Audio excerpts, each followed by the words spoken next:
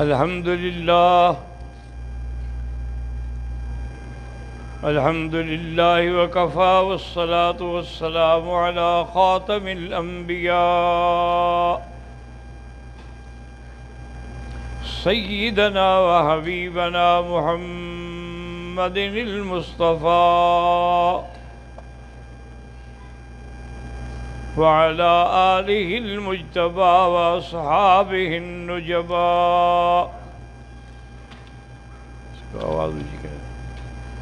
اللهم صل على سيدنا محمد النبي الأمي الهاشمي وعلى آله وأصحابه نجوم الهدى. أما بعد فقد قال الله تبارك وتعالى في القرآن المجيد والفرقان الحميد: أعوذ بالله من الشيطان الرجيم. بسم الله الرحمن الرحيم. وعد الله الذين آمنوا وعملوا الصالحات ليستخلفنهم في الأرض وليبدلنهم من بعد خوفهم أمنا يعبدونني ولا يشركون بي شيئا. قال النبي صلى الله عليه وسلم: اقتدوا بالذين من بعد أبي بكر وعمر. صدق رسوله النبي الكريم، ونحن على ذلك لمن الشاهدين ومن الشاكرين، والحمد لله رب العالمين. رب اشرح لي صدري ويسر لي أمري واحلل عقدة من لساني يفقهوا قولي. رب زدني علما.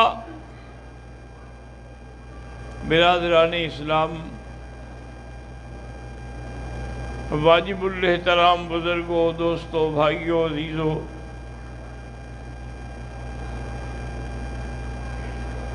الحمدللہ کل کے درس میں بھی سیدنا امیر المؤمنین عمر بن الخطاب رضی اللہ تعالی عنہ کا ذکر تھا۔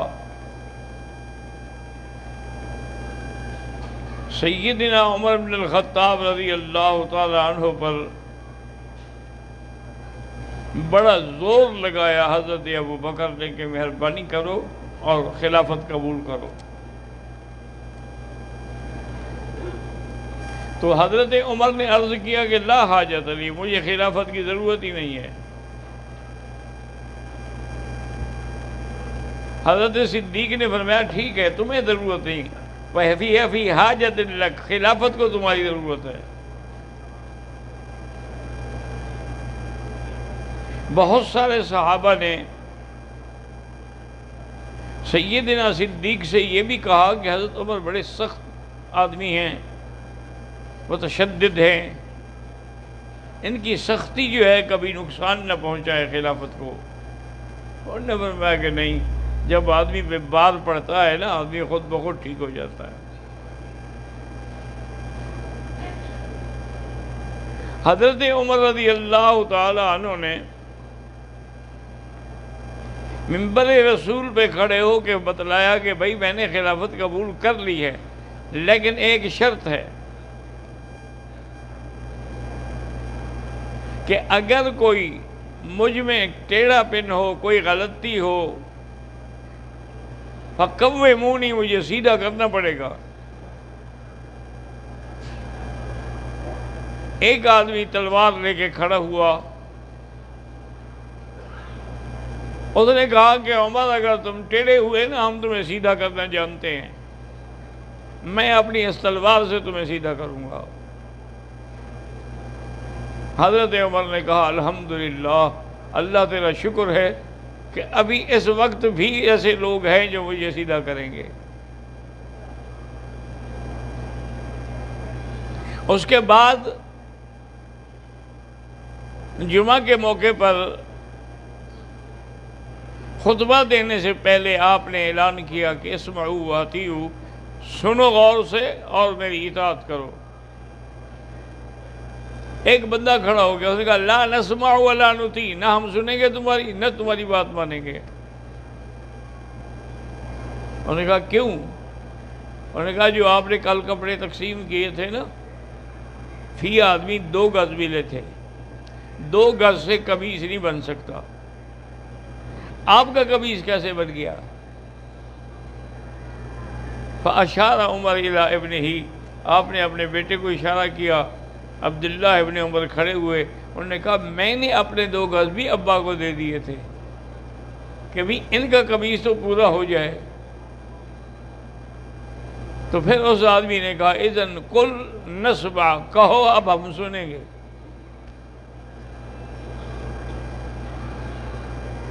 اور اسی خطبے میں امیر المومنین نے اعلان کیا کہ بھئی یہ جو حق المہر بڑھتا جا رہا ہے، نتیجہ یہ ہے کہ اور لڑکیاں بیٹھی ہوئی ہیں، ان کے رشتے نہیں ہوتے، اتنا پیسہ کون لے آئے کہیں سے؟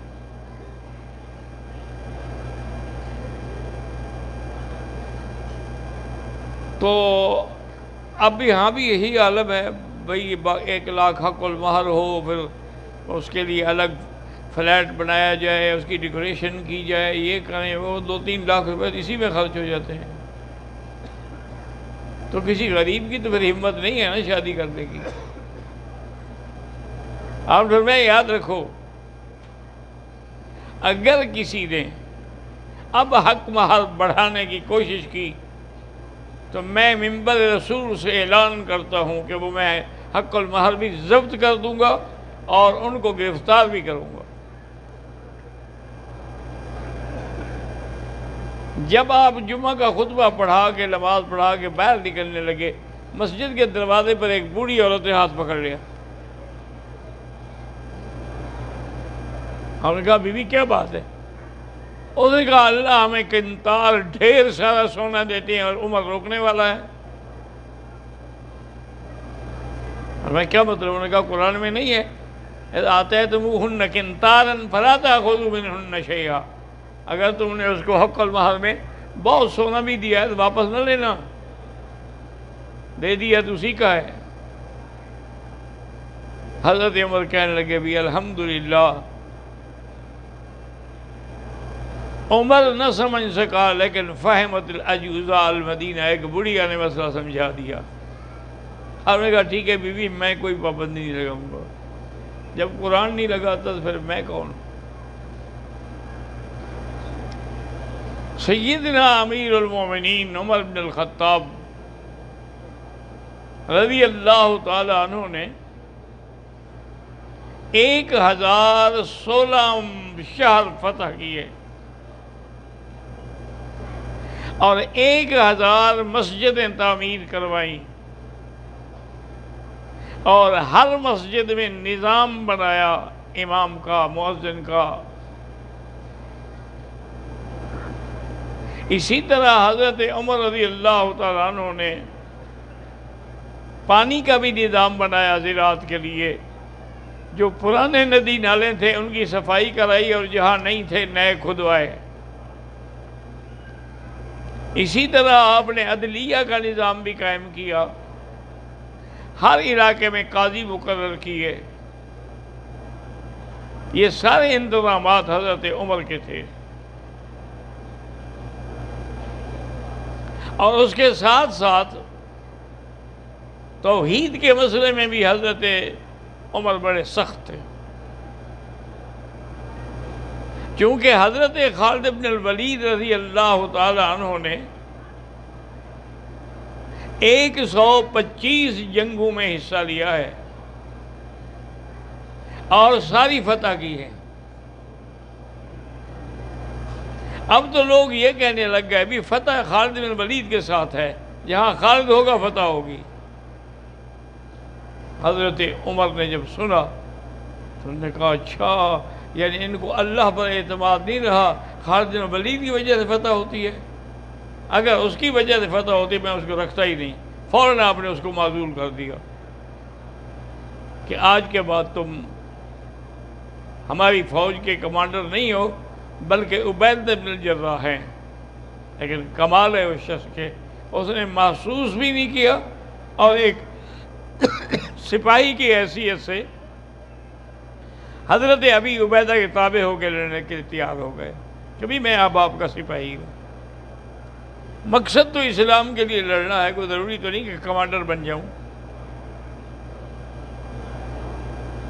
اسی طرح جب سیدنا عمر اللہ کے گھر میں آئے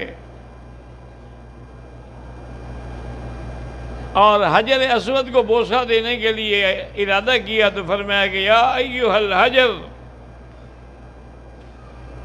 اے حجر انک لا تنفع ولا تضر، نہ تم نفع دے سکتے ہو نہ نقصان دے سکتے ہو۔ ہم تمہاری پوجا نہیں کرتے جیسے ہندو پتھروں کی پوجا کرتے ہیں، دیوتاؤں کی پوجا کرتے ہیں۔ واللہ ما اقبلک، مجھے اللہ کی قسم ہے میں تجھے کبھی بوسہ نہ دیتا اگر میرے مدنی محبوب حضور نے بوسہ نہ دیا ہوتا۔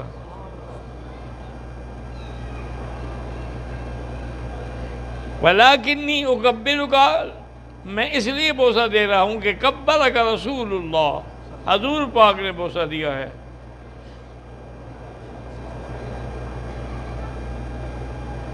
اس لیے کسی شاعر نے بڑی اچھی بات کی ہے کہ تیرے بوسے کو ہم دیتے ہیں بوسہ سنگ اسود پر،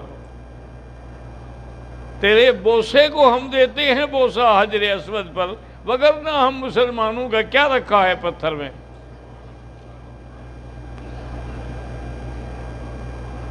اسی طرح میرے آقا نے جب صلح حدیبیہ کے موقع پر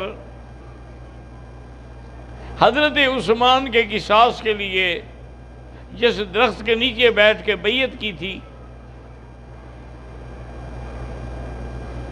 لَقَدْ رَضِيَ اللَّهُ عَنِ الْمُؤْمِنِينَ إِذْ يُبَايِعُونَكَ تَحْتَ الشَّجَرَةِ، اس کا ذکر اللہ کے قرآن میں بھی ہے۔ تو وہ زمانہ گزر جانے کے بعد اب جب لوگ حج کے لیے جانے لگے تو اس درخت کے نیچے بھی جا کے 2 رکعت پڑھتے کہ یہی جگہ ہے جہاں حضور نے بیٹھ کے بیعت کی تھی۔ حضرت عمر کو بتایا کہ آپ نے اس کو جڑوں سے نکال دو، نشان ہی باقی نہ رہے، یہ تو پھر درخت کی پوجا شروع ہو جائے گی۔ تو آپ نے اپنے سامنے کھڑے ہو کر اس کی بنیادیں نکال دیں۔ آپ کے دور میں حضرت دانیال کی قبر جو تھی اتفاق سے بارشوں کے زور کی وجہ سے کھل گئی۔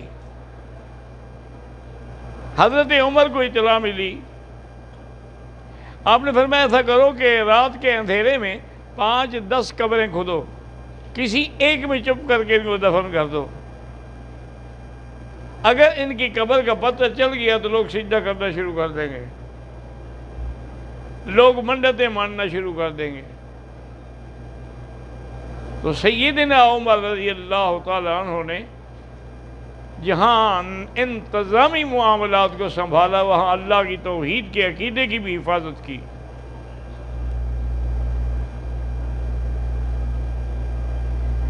کیسر کا سفیر آیا حضرت عمر کے پاس ملنے کے لیے، اس نے آ کے مدینے میں پوچھا بھی حضرت کا شاہی محل کہاں ہے، میں نے حضرت کو ملنا ہے۔ انہوں نے کہا حضرت کا تو کوئی محل نہیں، وہ دیکھو کچے کوٹھے نظر آ رہے ہیں، یہ حضرت کے ہیں۔ حیران ہو گیا کہ اتنا بڑا آدمی جس کے نام سے کیسر و کسریٰ کانپتے ہیں، جس کے نام سے دریاؤں کی طغیانیاں رک جاتی ہیں، اس کا یہ گھر ہے۔ آیا پتہ کیا، انہوں نے کہا جی گھر میں تو نہیں ہے۔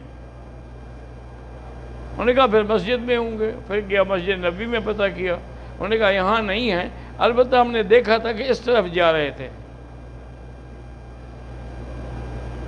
وہ کہتا ہے کہ میں بھی ادھر چل پڑا، میں آیا تو دیکھا کہ مٹی پہ سو رہے ہیں، اور اینٹ مٹی کی جو ہے وہ سرانے رکھی ہوئی ہے،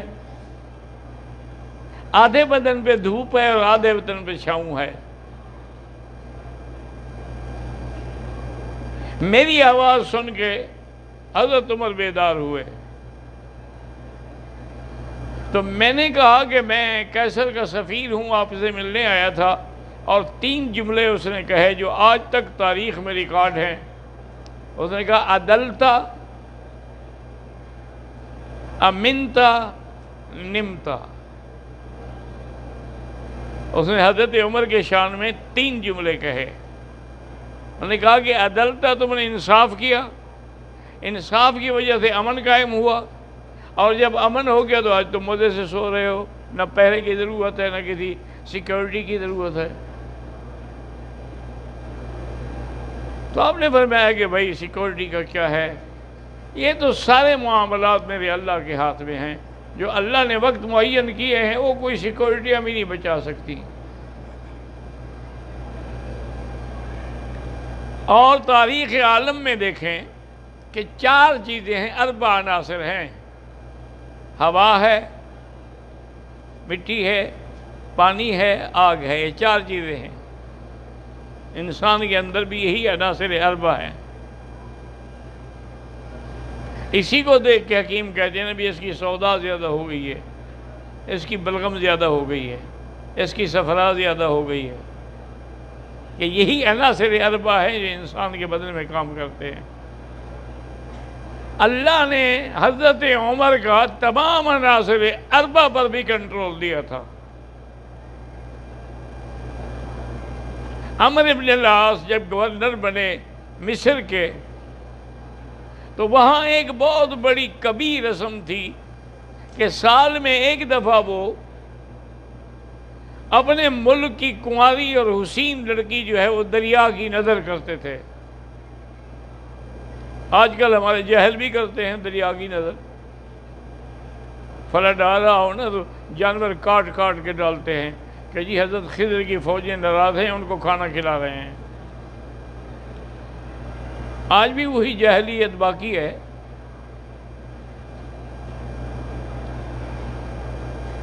تو اس نے باقاعدہ لوگوں نے بتایا کہ حضرت اگر ہم یہ نہیں کریں گے تو دریائے نیل میں پانی نہیں چڑھے گا، یہ صدیوں سے ہماری رسم ہے۔ اور نے کہا بہرحال ابھی تو نہ کرو، میں حضرت عمر کے پاس آدمی بھیجتا ہوں، وہاں سے جو فیصلہ ہو، تم بھی مانو میں بھی مانوں۔ حضرت عمر کے پاس جب یہ اطلاع پہنچی، آپ نے کاتب کو بلایا اور فرمایا کہ خط لکھو۔ حضرت کس کو لکھوں گا؟ دریا کو۔ دریا کو خط لکھوں؟ دریا میں پانی میں کوئی چیز ڈالو تو بھیگ کے ختم ہو جائے گی۔ اگر آپ لکھو، تم زیادہ تقریر مت کرو۔ من عبد اللہ امیر المومنین عمر بن الخطاب الى بحر النیل ان کنت تجری من امر اللہ فجر۔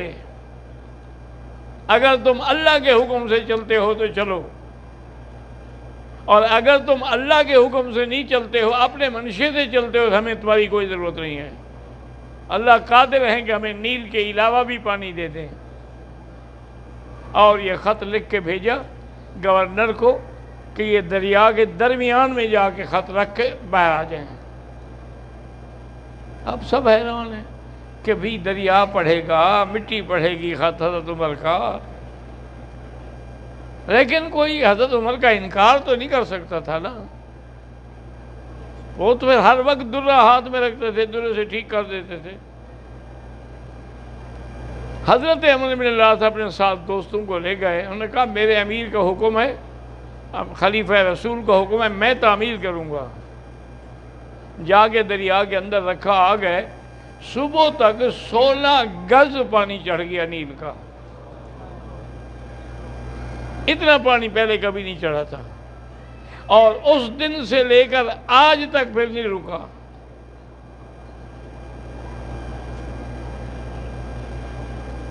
حضرت عمر رضی اللہ تعالیٰ عنہ کا حکم جو تھا، یعنی وہ پانی پر اور دریاؤں پر بھی چلا۔ ایک دن آپ بیٹھے تھے کہ لوگ پریشان ہو کے آ گئے، کہنے لگے حضرت کے مدینے کے باہر جو پہاڑ ہیں ان سب میں کوئی آگ نکلی ہے بڑی، اور کوئی حل بھی نہیں اس آگ کو بجھانے کا، کیسے بجھائیں؟ حضرت عمر نے کہا کیوں گھبراتے ہو، لے جاؤ چادر، میری چادر جا کے ڈال دو اس پر، اس کو کہو کہ عمر نے چادر بھیجی ہے اور یہ چادر مجھے رسول اللہ نے دی تھی، خبردار اگر اس کے بعد تو چلی تو۔ صحابہ کہتے ہیں کہ ہم چادر لے کے گئے، بس چادر ڈالنے کی دیر تھی کہ آگ بجھ گئی، نشان بھی باقی نہیں رہا۔ اسی طرح ایک دفعہ آگ آئی، اب بھی اس کے نشان موجود ہیں، مدینہ شریف جائیں اللہ نصیب کرے تو جس طرف ایئرپورٹ ہے نا اس سے اور آگے چلے جائیں 5-7 کلومیٹر، تو وہاں پر آپ کو وہ پہاڑ نظر آئیں گے کہ آدھے پہاڑ سیاہ ہو چکے ہیں پتھر اور آدھے باقی ہیں۔ وہ بھی اسی طرح ایک آگ آ رہی تھی۔ حضرت عمر رضی اللہ تعالیٰ کو خبر ملی، آپ اپنے گھوڑے پہ بیٹھے، گھوڑا دوڑایا، وہاں پہنچے آگ پہ اور درہ ہاتھ میں پکڑا ہوا تھا نا، زور سے درہ مارا آگ کہ خبردار آگے حد ہے مدینہ محمد مصطفیٰ کی، آگے نہ بڑھنا۔ جہاں درہ مارا تھا اور جہاں ہاتھی وہیں آگ رک گئی۔ تو آج تک وہ آدھے پتھر جلے ہوئے بھی موجود ہیں اور آدھے بچے ہوئے بھی موجود ہیں۔ حضرت عمر رضی اللہ تعالیٰ عنہ یعنی پانی پر بھی آگ پر بھی آپ کا حکم چلتا تھا۔ ایک دفعہ آپ خطبہ دے رہے تھے جمعہ کا، اور اس خطبے کے درمیان میں فرمایا کہ یا ساریۃ الجبل،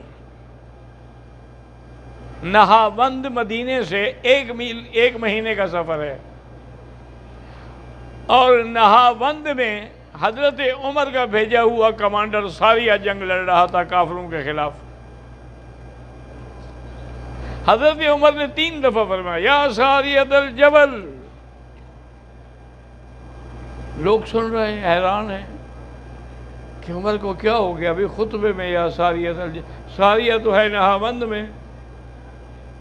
جب جمعہ ختم ہو گیا انہوں نے کہا حضرت کیا بات تھی؟ انہوں نے فرمایا مجھے نے دیکھا کہ نہاوند میں ہماری فوجوں کو شکست ہو رہی ہے، تو میں نے یہاں سے اپنے کمانڈر کو کاشن دیا کہ پہاڑ کو پشت پہ لے کے پھر حملہ کرو۔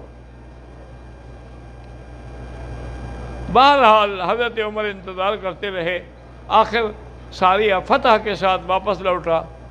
لوگوں نے پوچھا، انہوں نے کہا کہ جمعہ کا دن تھا، خطبے کا وقت تھا، ہم شکست کھا رہے تھے، حضرت عمر کی آواز آئی کہ یا ساریۃ الجبل، ہم نے پہاڑ کو پشت میں رکھا، دوبارہ حملہ کیا تو اللہ نے ہمیں فتح عطا فرما دی۔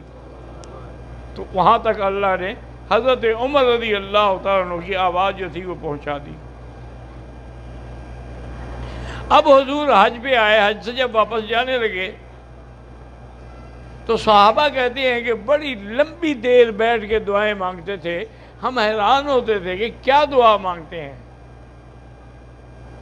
کہتے ہیں کہ ہم نے بھی آہستہ آہستہ سننے کی کوشش کی تو دعا یہی مانگ رہے تھے کہ یا اللہ اب میں بوڑھا ہو گیا ہوں، اب میں نظام خلافت نہیں سنبھال سکتا، اللہم ارزقنی موت الشہادت فی سبیلک وارزق موتی فی بلد رسولک، یا اللہ مجھے شہادت کی موت دینا اور مدینے کا دفن دینا۔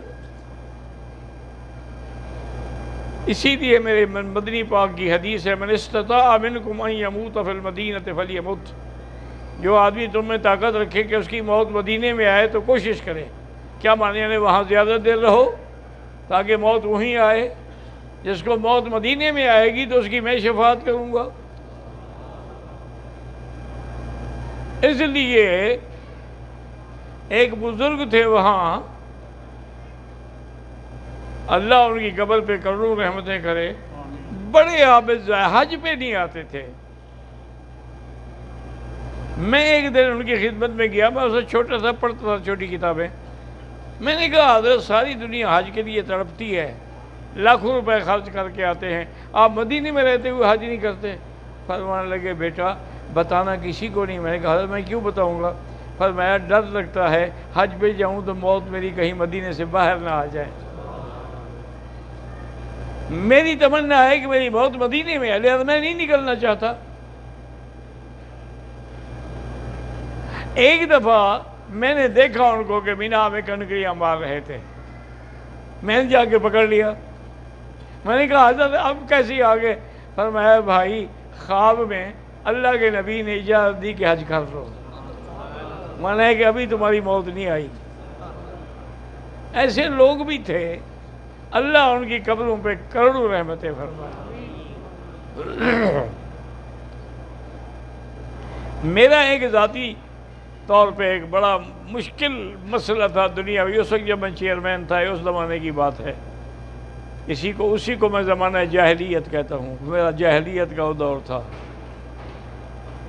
تو بہرحال ایک بڑا پیچیدہ مسئلہ ہو گیا۔ حضرت شیخ الحدیث مولانا زکریا رحمۃ اللہ علیہ مدینے میں ہوتے تھے، اور وہ میرے والد صاحب کے ہمدرس تھے۔ ان دونوں نے مل کے سنن ابی داؤد حضرت مولانا یحییٰ سے پڑھی تھی ان کے والد سے۔ اس لیے حضرت نے اپنے تمام خادموں کو کہا ہوا تھا کہ بھئی یہ جو لونڈا ہے نا، یہ جب آئے اس کو نہ روکا کرو، نہ روکا کرو، یہ میرے بھائی کا بیٹا ہے، میرے بھائی کا بیٹا ہے۔ بڑے تیز بولتے تھے۔ میں گیا تو میں تو رو رہا تھا، کہا کیا بات ہے، کیا بات ہے؟ میں نے بتایا، کہا جی بیوقوف آدمی ہو، جلدی جاؤ ابھی 2 رکعت نماز یاد میں پڑھو اور کہو کہ یا اللہ وہ تو لنگڑا ہے نہیں آ سکتا، آپ میری مشکل حل کریں، اللہ سے دعا مانگو۔ میں جناب گیا، ان کے حکم پر 2 رکعت پڑھی اور دعا مانگی۔ 2 دن کے بعد مجھے وہاں سے اطلاع مل گئی کہ وہ گورنمنٹ نے آپ کے خلاف جو محاذ بنایا تھا وہ سارا ختم ہو گیا ہے، اس کو انہوں نے ختم کر دیا۔ انہوں نے کہا ان کو خبر دے دیں اطمینان کے ساتھ جب چاہیں آئیں۔ تو اللہ والوں کا اللہ، تو حضرت بھی یہ دعا مانگتے تھے، ورنہ لوگ حیران ہوتے تھے بھی موت شہادہ جو ہے وہ مدینے میں کیسے آئے گی؟ مدینہ تو دارالامن ہے، دارالاسلام ہے، شہادت تو کفر کے مقابلے پہ آتی ہے۔ حضرت عمر کیسے دعائیں مانگ رہے ہیں؟ یہ تو ٹھیک ہے کہ آپ کا دفن مدینے میں ہو، لیکن موت شہادہ، شہادت کی موت ہو۔ ایک دن حضرت عمر مصلی پہ کھڑے ہیں، نماز کا وقت ہے، بلند آواز سے آپ فرما رہے ہیں سوو، صفیں ٹھیک کر لو۔ اتنی دیر میں ایک ظالم ابو فیروز اللؤلؤ المجوسی، وہ چھپا ہوا تھا، اس نے خنجر سے حضرت کے پورا پیٹ مبارک ایک طرف سے دوسری طرف تک پھاڑ دیا، حتیٰ کہ آنتیں باہر نکل آئیں۔ حضرت عمر نے اپنا ہاتھ آنتوں پہ رکھا، بیٹے کو اشارہ کیا بھی نماز پڑھاؤ۔ بیٹے نے نماز پڑھانی شروع کی، اور جو دور لوگ تھے وہ حیران ہو رہے تھے کہ یہ عمر کی آواز تو نہیں ہے۔ بہرحال نماز ہو گئی، اس کو پکڑنے میں 9 آدمی مزید زخمی ہو گئے۔ حضرت عمر تو ہو چکے تھے۔ آپ نے سب سے پہلے سوال کیا کہ بھئی مجھے جس نے مارا ہے وہ کافر ہے یا مسلمان ہے؟ انہوں نے کہا جی وہ کافر ہے ابو لؤلؤ مجوسی۔ فرمایا فزت ورب الکعبہ، رب کعبہ کی قسم میں کامیاب ہو گیا، میں شہید ہو گیا، کافر کے ہاتھ سے مر رہا ہوں نا۔ حضرت عمر رضی اللہ تعالیٰ عنہ نے 6 آدمیوں کی کمیٹی بنائی کہ ان 6 میں سے کسی کو خلیفہ چن لو۔ اس کمیٹی میں ان کے بیٹے کا نام بھی شامل تھا، لیکن فرمایا میرے بیٹے کو خلیفہ نہ بنانا، یہ نصیحت فرمائی۔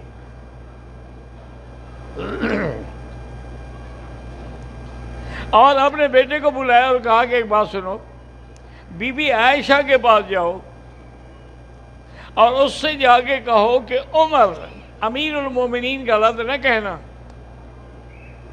کہنا عمر آپ سے درخواست کرتا ہے کہ مجھے روضہ مبارک میں اپنے ساتھیوں کے ساتھ سونے دو۔ بی بی عائشہ کے پاس آیا بیٹا، آ کے درخواست پیش کی، بی بی عائشہ رونے لگ گئی، کہنے لگی بیٹا میں نے یہ جگہ تو اپنے لیے رکھی تھی، لیکن عمر مجھ سے زیادہ حقدار ہے، اس نے زیادہ اسلام کی خدمت کی ہے، لہذا ان کے لیے اجازت ہے۔ واپس آیا تو کہا ابشری یا ابی، اب آپ مبارک ہو، بی بی نے اجازت دے دی ہے۔ فرمایا جب میرے تجہیز تکفین ہو جائے، غسل دے دو، جنازہ پڑھ لو، پھر میری لاش اٹھا کے بھی عائشہ کے دروازے پہ لے جانا۔ ابھی پتہ ہے مجھے اسے امیر المومنین سمجھ کے اجازت دی ہو، پھر اجازت مانگنا، اگر اجازت دیں تو پھر مجھے بھی روضہ رسول میں دفن کرنا۔ تو حضرت عمر کو اجازت ملی، آپ بھی وہیں دفن ہوئے، اور تیسرا چاند جو تھا وہ بھی بی بی عائشہ کے حجرے میں پہنچ گیا۔ اللہ کے نبی کے جو بی بی نے جو خواب دیکھا تھا وہ سچا ہو گیا، اور حضور نے جو فرمایا تھا کہ خلقنا من تربۃ واحدۃ انا و ابو بکر و عمر، میں ابو بکر عمر ہم ایک جگہ کی مٹی سے پیدا ہوئے ہیں اور اسی میں ہم دفن ہوں گے۔ تو آج وہ حضور کا فرمان بھی پورا ہو گیا۔ ایک دن حضور بڑے مسکرا کے آ رہے ہیں، ابو بکر ہے، عمر ہے، صحابہ نے دیکھا کہ آج حضور بڑے مسکرا رہے ہیں، عرض کیا، فرمایا ھاکذا نبعث یوم القیامہ، اسی طرح قیامت میں ہم اکٹھے ہوں گے، ایک طرف ابو بکر ہوگا، ایک طرف عمر ہوگا، رضی اللہ عنہم وارضاہ۔ اللہ تعالی ہمیں تمام اصحاب رسول کی، اہل بیت کی، سب کی محبت اور اطاعت کی توفیق عطا فرمائے۔